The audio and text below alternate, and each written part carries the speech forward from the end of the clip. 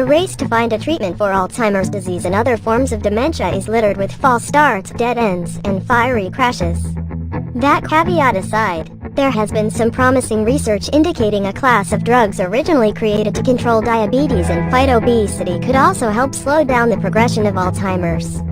A new study in mice published recently in Brain Research now suggests we could supercharge this cognitive protective effect by using a drug that interacts with 3 hormones connected to diabetes. The basic premise behind using diabetes drugs to treat Alzheimer's is simple enough. We know having type 2 diabetes increases the risk of Alzheimer's. We also know that people with Alzheimer's have brain cells that can't use glucose, the primary source of fuel for all cells, as efficiently as typical cells.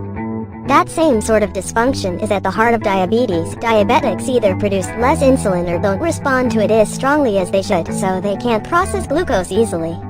By fixing the brain's glucose problem in people with Alzheimer's, it's hoped we can delay its progression. The drug used in the study is already in development as a potent treatment for both diabetes and obesity, with encouraging if early results.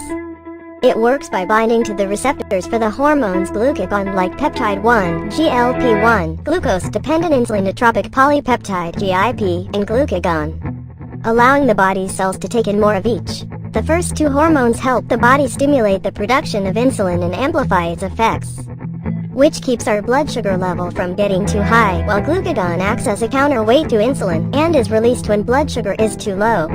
By combining all 3 effects at once, the drug has been shown in the lab to help obese and diabetic mice balance their blood sugar levels, maintain a healthy metabolism, and lose weight better than existing medications that only work on 1 or 2 receptors. The current study is the first to test whether this drug could also help prevent or even repair the corrosive brain damage inflicted by Alzheimer's.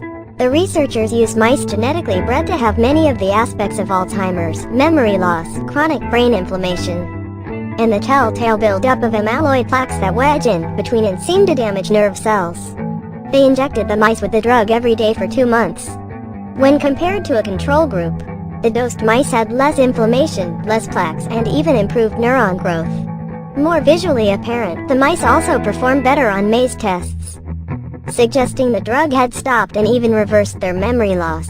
The novel triple GLP-1, GIP, GCG receptor agonist holds clear promise of being developed into a new treatment for chronic neurodegenerative disorders such as Alzheimer's disease, the authors concluded. Again, it's important to stress we've been down this path many times before with Alzheimer's research promising findings in animals that utterly failed to appear in large real-world studies of people.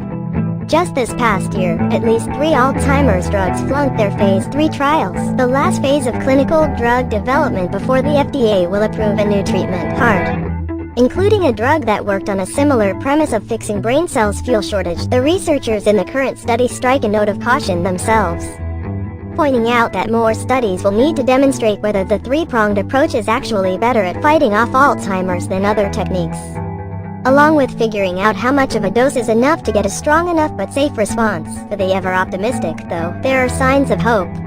An early-phase human trial of the diabetes drug liraglutide was successful enough to lead to an expanded version that's ongoing now, and there have been other small, encouraging trials using diabetes drugs to slow down neurodegenerative disorders like Parkinson's disease. If this research pays off, it could lead to already approved drugs being repurposed to treat Alzheimer's, which would take much less time than the sometimes decade-long process it can take for a wholly new drug to reach the public.